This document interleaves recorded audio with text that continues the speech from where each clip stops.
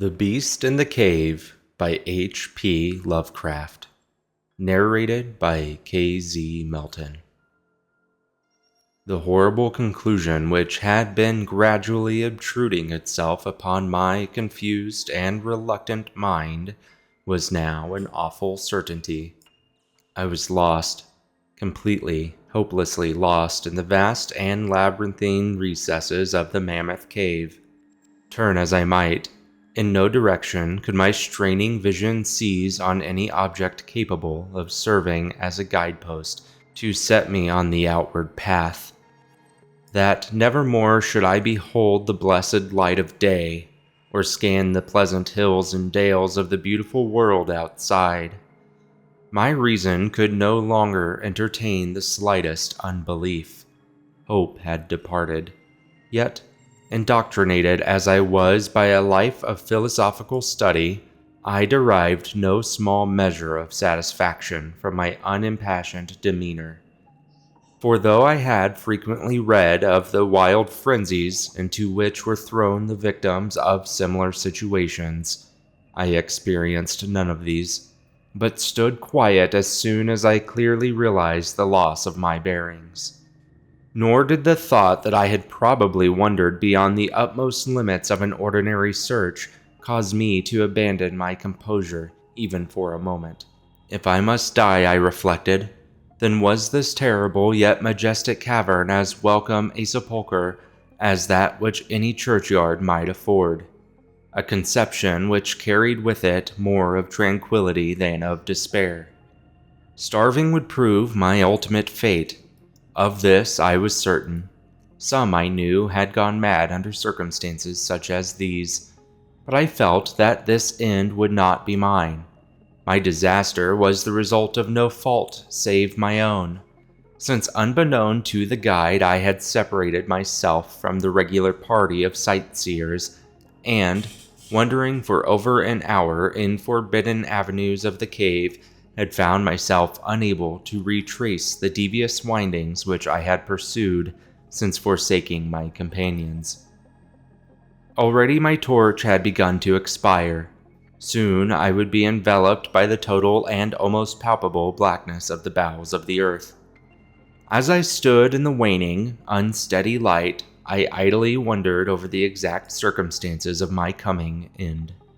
I remembered the accounts which I had heard of the colony of consumptives, who, taking their residence in this gigantic grotto to find health from the apparently salubrious air of the underground world, with its steady, uniform temperature, pure air, and peaceful quiet, had found, instead, death in strange and ghastly form. I had seen the sad remains of their ill-made cottages as I passed them by with the party, and had wondered what unnatural influence a long sojourn in this immense and silent cavern would exert upon one as healthy and as vigorous as I. Now, I grimly told myself, my opportunity for settling this point had arrived, provided that want of food should not bring me too speedy a departure from this life. As the last fitful rays of my torch faded into obscurity, I resolved to leave no stone unturned, no possible means of escape neglected, so summoning all the powers possessed by my lungs, I set up a series of loud shoutings in the vain hope of attracting the attention of the guide by my clamor. Yet, as I called, I believed in my heart that my cries were to no purpose, and that my voice, magnified and reflected by the numberless ramparts of the black maze about me, fell upon no ears save my own. All at once, however, my attention was fixed with a start as I fancied that I had heard the sound of soft approaching steps on the rocky floor of the cavern. Was my deliverance about to be accomplished so soon? Had, then, all my horrible apprehensions been for naught, and was the guide, having marked my unwarranted absence from the party, following my course and seeking me out in this limestone labyrinth? Whilst these joyful queries arose in my brain, I was on the point of renewing my cries, in order that my discovery might come the sooner, when in an instant my delight was turned to horror as I listened.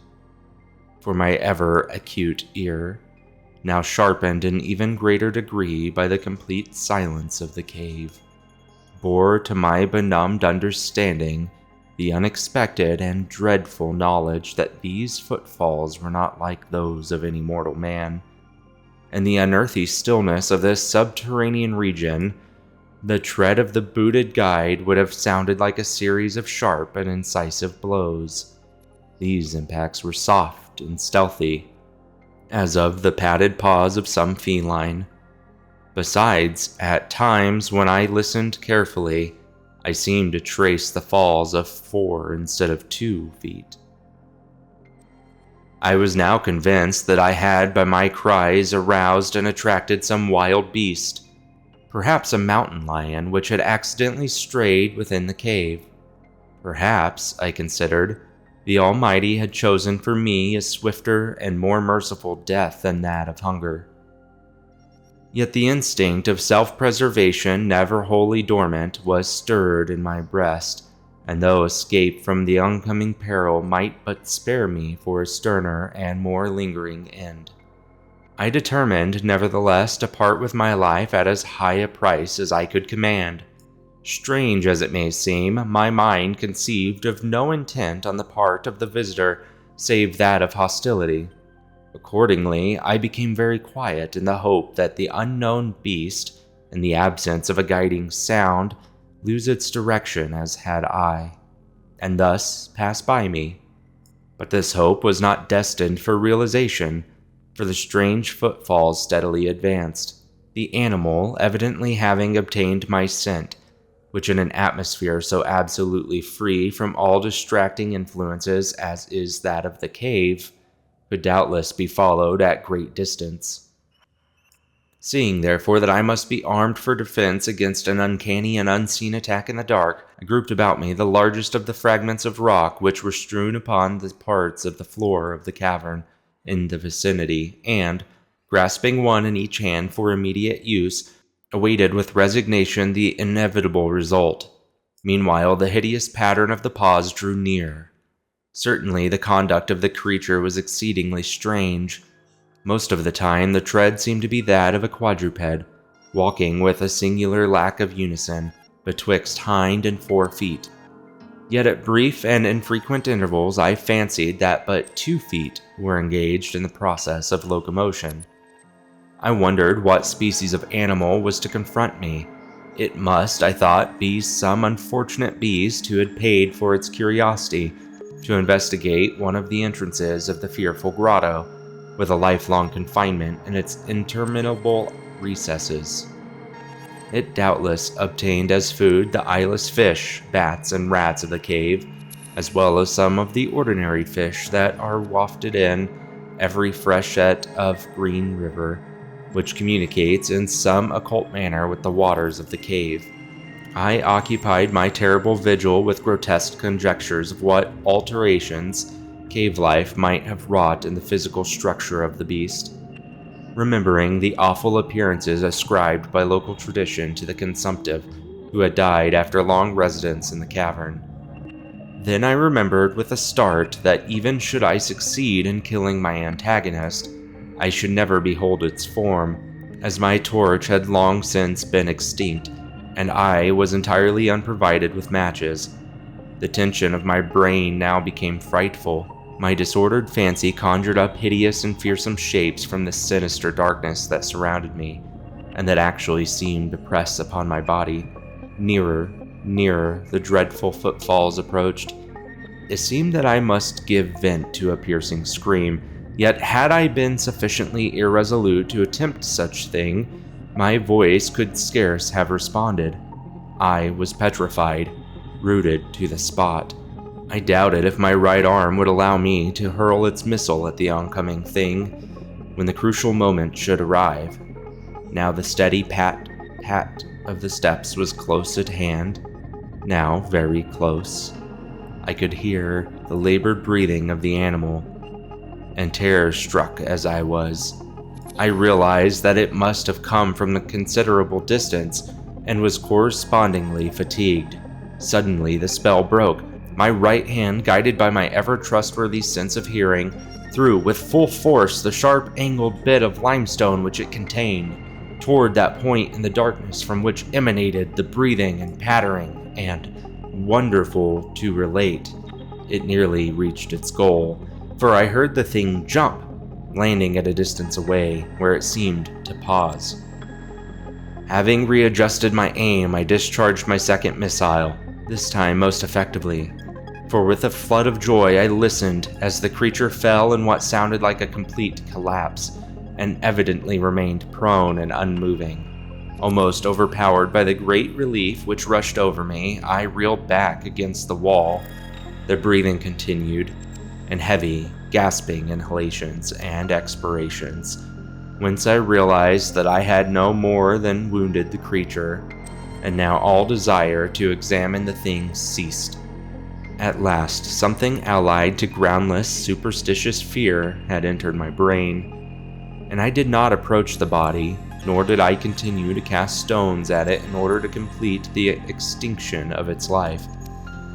Instead, I ran at full speed in what was, as nearly as I could estimate in my frenzied condition, the direction from which I had come.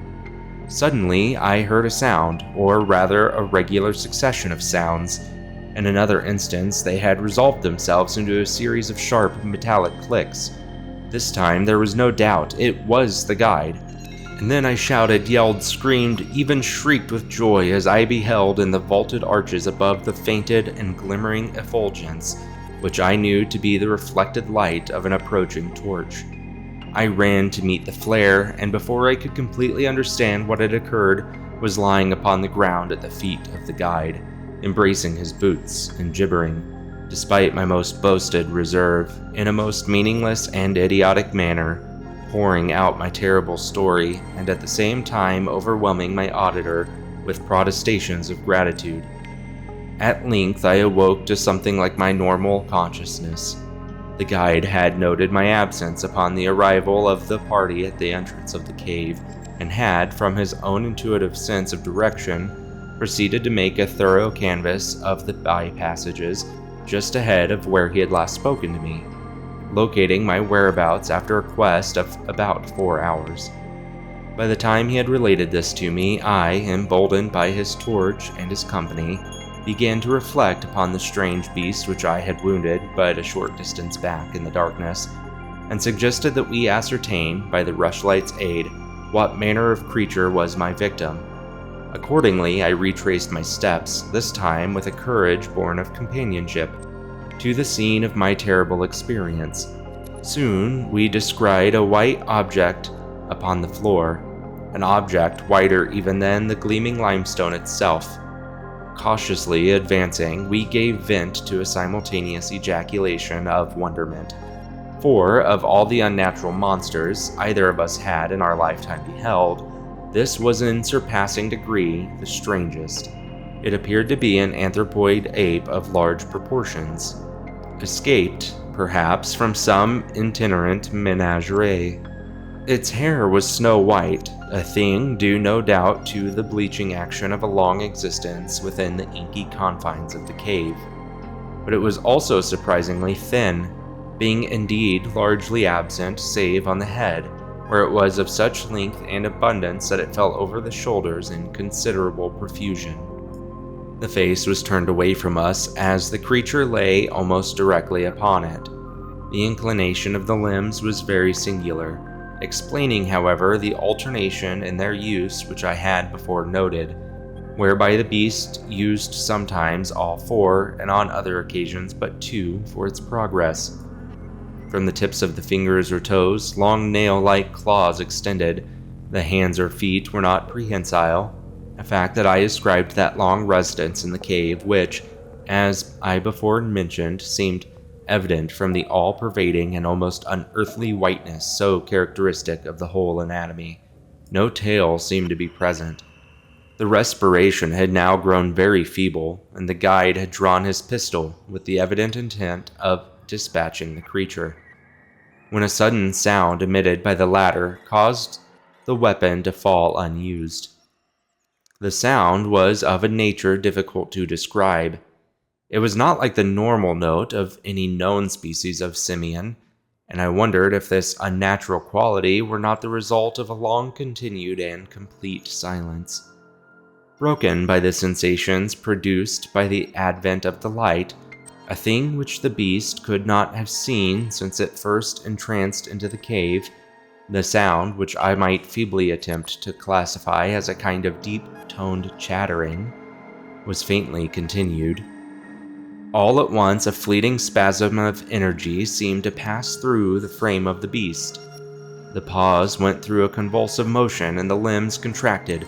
With a jerk, the white body rolled over so that its face was turned in our direction.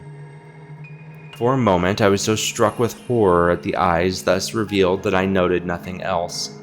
They were black, those eyes, deep, jetty black, in hideous contrast to the snow-white hair and flesh. Like those of other cave denizens, they were deeply sunken in their orbits, and were entirely desolate of iris. As I looked more closely, I saw that they were set in a face less prognathous than that of the average ape, and infinitely more hairy. The nose was quite distinct. As we gazed upon the uncanny sight presented to our vision, the thick lips opened, and several sounds issued from them, after which the thing relaxed in death. The guide clutched my coat sleeve and trembled so violently that the light shook fitfully, casting weird moving shadows on the walls about us. I made no motion, but stood rigidly still, my horrified eyes fixed upon the floor ahead. The fear left, and wonder, awe, compassion, and reverence succeeded in its place. For the sounds uttered by the stricken figure that lay stretched out on the limestone had told us the awesome truth. The creature I had killed, the strange beast of the unfathomed cave, was, or had at one time been, a man.